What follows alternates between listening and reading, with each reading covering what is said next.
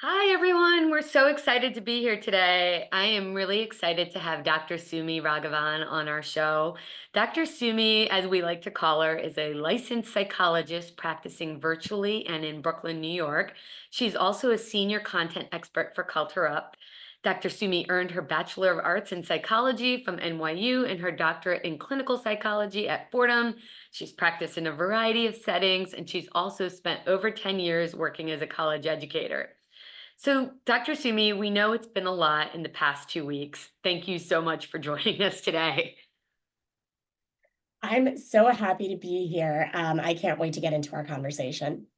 Yeah, me too. So, I don't know about you, but I feel like I'm exhausted from the last 2 weeks. Oh, yeah. It feels like the constant news cycle, the social media, the group text, the cousins chats.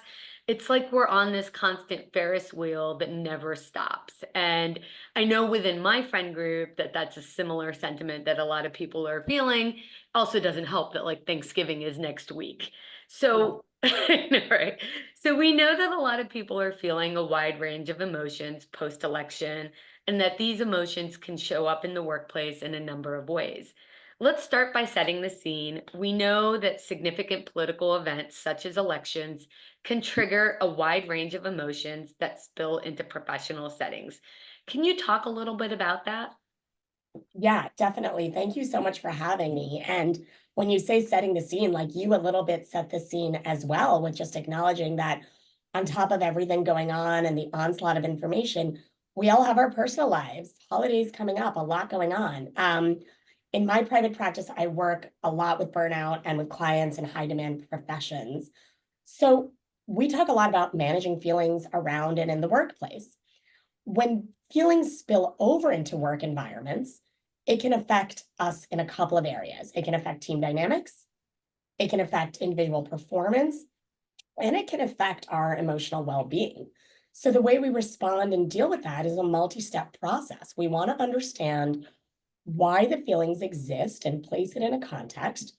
We want to learn to manage them in that particular environment, but we Mhm. also want to honor what those feelings are telling us so we can work with them differently and maybe action on them in other settings. Mm, right. So, I mean, I think what you're saying is so important, and it's really, critical that we feel those emotions, but also understand what those emotions are bringing into the workplace. So, how can post-election emotions affect our team dynamic, our performance, the way in which we engage with our peers? Yeah, yeah, it's a good question. Let me start by saying that there's a lot of data that shows that Americans are talking about feeling high levels of stress about politics and political events. And these stress levels increase around elections. This is regardless of your political affiliation. Voters across the spectrum report that they feel emotionally impacted. So if that's you, you're in good company. And I want to just sort of validate that that's happening. And the other thing we know about Americans' political views in the last decade is that people increasingly describe their political affiliation, their voting behaviors to be reflections of their general values, not Mm, just academic ideas. Here's why I'm telling you that information. It gives you a sense of what someone's bringing in when they're having reactions. It's a level of stress and a level of personal attachment to those ideas. I think that's so key, right? Because it's not just, oh, I voted this way or I acted this way. It's these strongly held personal beliefs that really make up the core of our identity. And I see that playing out in really charged conversations in the workplace.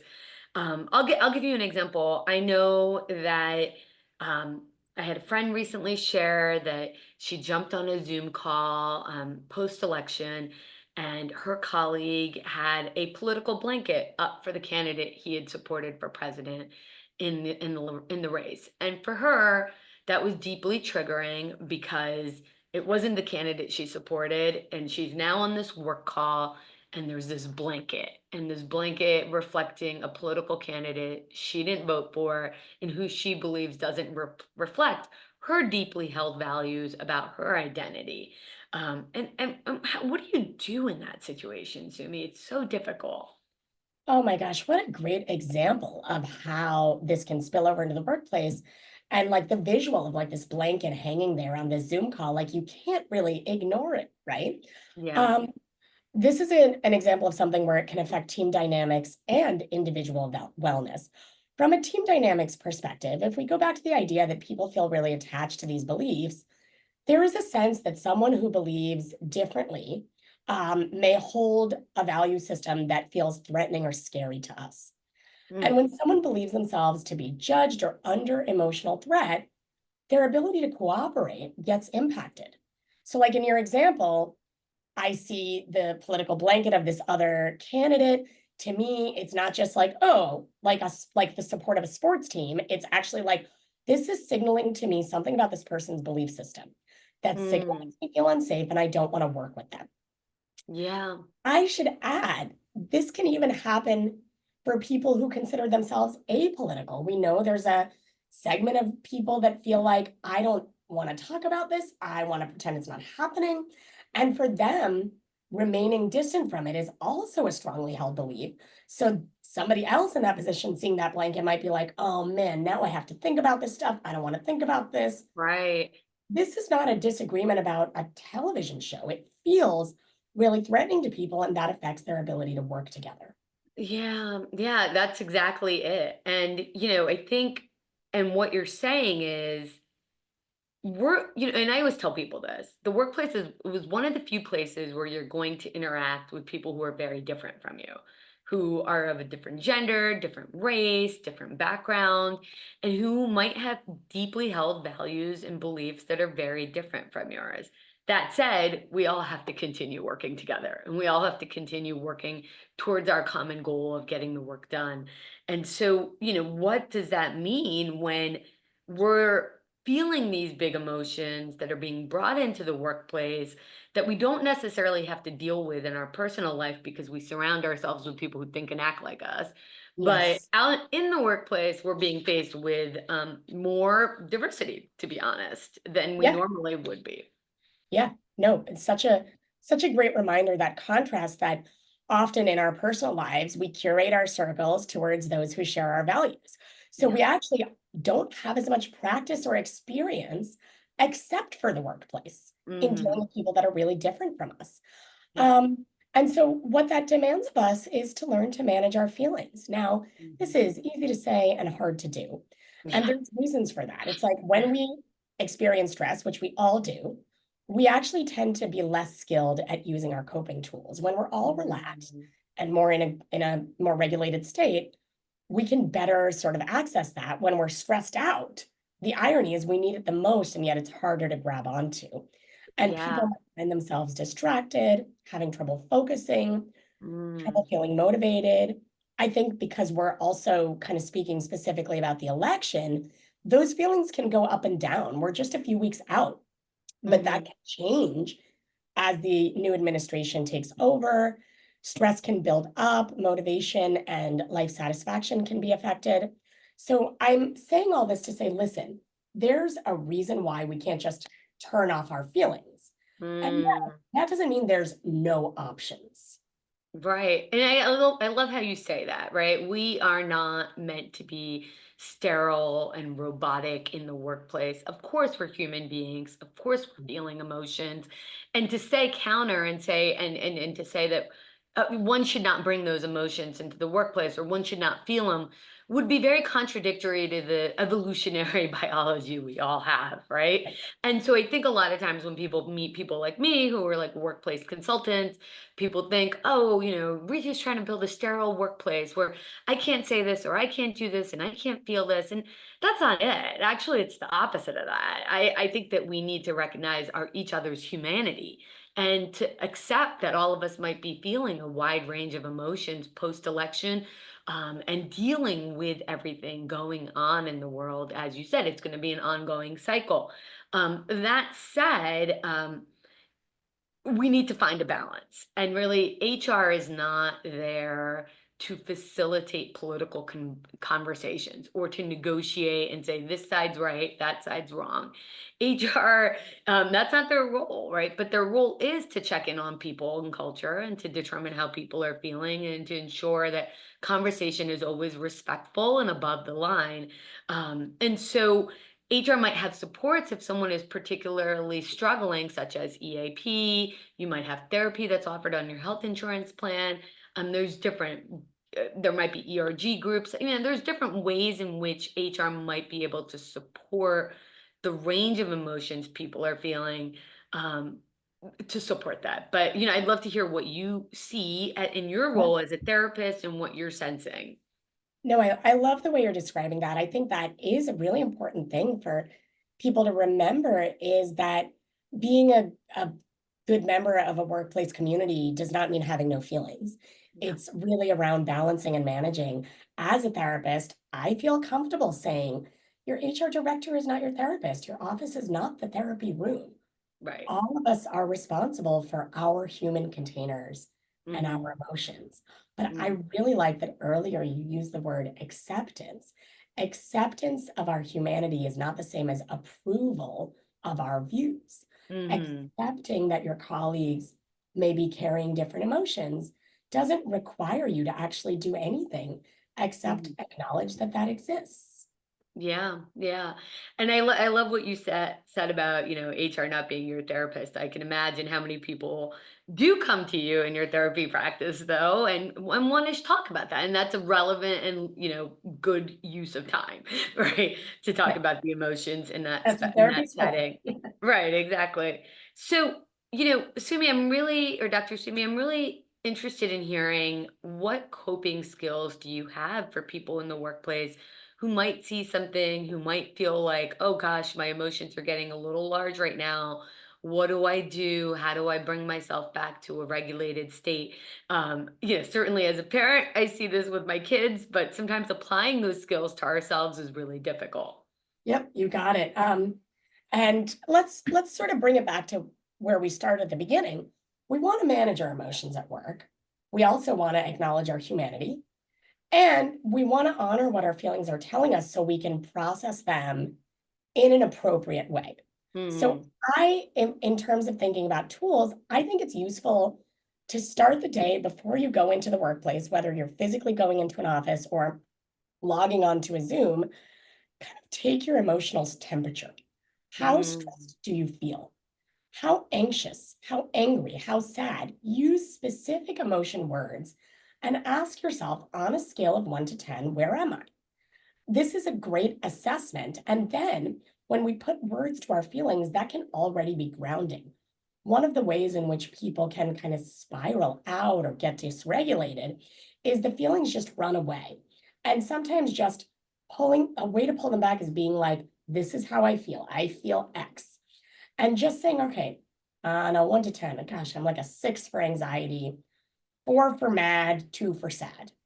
That's where Hmm. that can actually be really grounding. Yeah.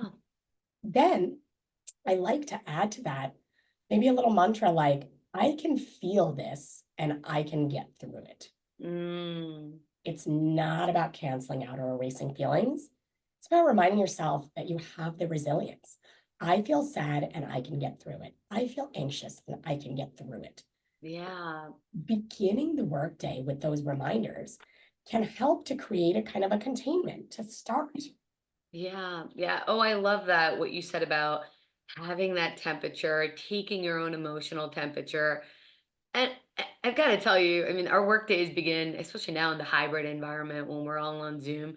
How many of us are really doing that? I think so I many know. of us are just jumping in right into the work, right into the work day without thinking about how they're feeling, although we're sensing it in our body, but we're Yeah. not really doing that self work of Yeah. how, and reminding ourselves we can get through this.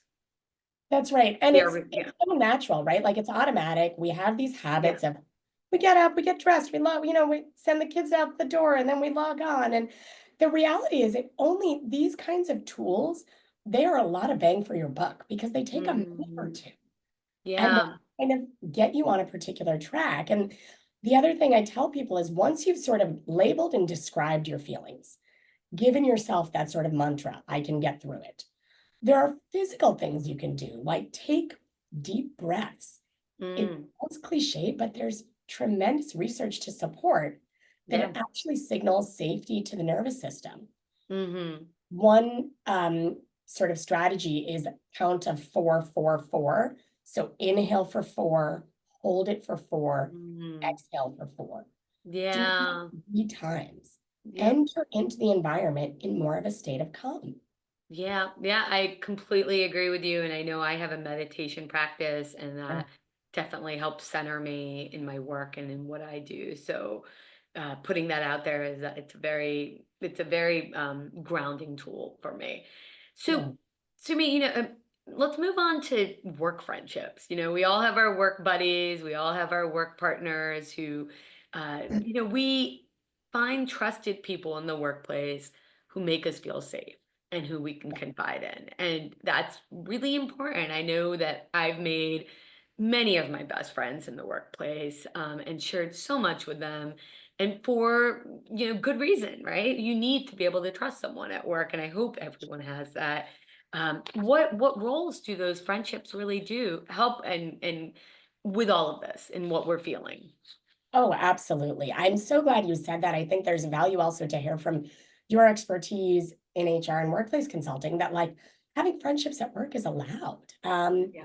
We think of this idea of containing emotions in response to them filling over. A great containment strategy is emotional connection. It's a top Mm, model tool. I think about the idea of that, that example you gave, logging on to a Zoom meeting and seeing the banner of a candidate that is really disturbing to you. What if you had someone to DM and be like, oh my gosh, do you see what I see? right. Am I feeling just a connection? Do I feel less alone? And Mm, learning to reach out and rely on others is a coping tool. It yeah. also can be a great way to sort of like bounce ideas off of another person in imagining or anticipating challenges. If Hmm. you're on that Zoom and that person had that banner and you're getting on a call with them next week, I think it's a great skill to actually imagine coping ahead. Imagine in your mind, all right, Hmm. I'll log onto the Zoom. What am I going to do if I see that again? Can I talk through this with my work friend? Who can I Yeah. PM? Can I Mhm. take some breaths? Can I turn off the Zoom? And if we go back to the idea of having friends, multiple friends, make a list. I tell people literally write down 3 names. Who do I go to if the stress becomes overwhelming? Those Yeah. 3 ways to give yourself an opportunity to express emotions in a healthy manner without it spilling out in a way that doesn't Mhm. serve you. Yeah, that's great. And I think these are, what I love about the strategies you're giving us is they can be they can be layered on top of one another. And so you can go to any of them. You can go to the temperature, and that's your own self-control and regulating your own emotions. But then you can also find your community inside the workplace, and trusting in that community and relying on that community. And then there's also the outside community, right? There are people who we trust outside of work, who we can trust to confide in, can share what's going on in the workplace. I know for me personally, I'm really active in my local community and making sure that like I'm building the community I want to see, and that keeps me focused on making sure that the boundaries are there, right? Workplace is this, and this is where I do my work that matters to me about community building. And so, I'd love to hear what you think about that strategy. Yeah, I love that. I love what you're saying. If we go back to this idea that the research shows us that people's political affiliations often reflect these strongly held beliefs, one of the ways we can spin that positively is encouraging people to enact and live their values outside of work and reminding them that those are like really legitimate ways to find meaning. If there's a cause that is really important to you, if there's an idea that you want to champion, outside of the workplace is a totally appropriate place for that to happen. If Yep. there's just ways you want to get involved to build connections, deepen a sense of safety and closeness to others. You Hmm. and I actually really overlap in this area because I'm always reminding people, in my practice that work is one piece of who you are. It's one Yeah. component of your life. It's one component of your identity. It's an Right. important one. I know that, especially for people in really high demand professions. Like I know that. However, we have to remember it's not all of it. You are 360-degree whole people. Hmm. You can get your needs met in a variety of places. Managing your feelings in the workplace is not about putting feelings away. It's really about redirecting them to places where they can breathe in the ways that they need to, actually. Right. And that are constructive, right? And that are going to give you the outcomes that you desire, right? Because the That's right. workplace is not going to be your family. It's not going to be where you're going to receive everything. I completely agree with that. Well, Dr. Sumi, you've given us so much to think about, and I know that I personally feel like I'm leaving with some more strategies than I had. I'd love to end on a fun note. What are you escaping to or watching or reading that feels really good right now? I know I'm really into Shrinking on Apple TV. I think Harrison Ford is just the most lovely shrink to watch, and Yes. it's funny because it blends both the workplace and the personal life very Right. well, which is Right. what we're talking about. That's right. That it's a great example. I actually also watched Shrinking. I really enjoy seeing a TV show about the human lives and the sometimes messiness of therapists and how they still, despite all of that, like build these connections, build this community, and keep showing up for each other. Mhm. I am also like, I've been reading this book that I had on hold for months at the public library and finally arrived, and it's very lighthearted and it's just kind of the vibes I need. And so, I mean, I'm definitely enjoying my escapism. And I think that is also a healthy coping tool in Yeah, tumultuous times is finding these places where we can just find joy and lightness. great. Well, thanks so much, Dr. Sumi. We really appreciate you being here today, and can't wait to have further conversations with you. Me too. Thanks so much, Ritu. Great chatting. Bye.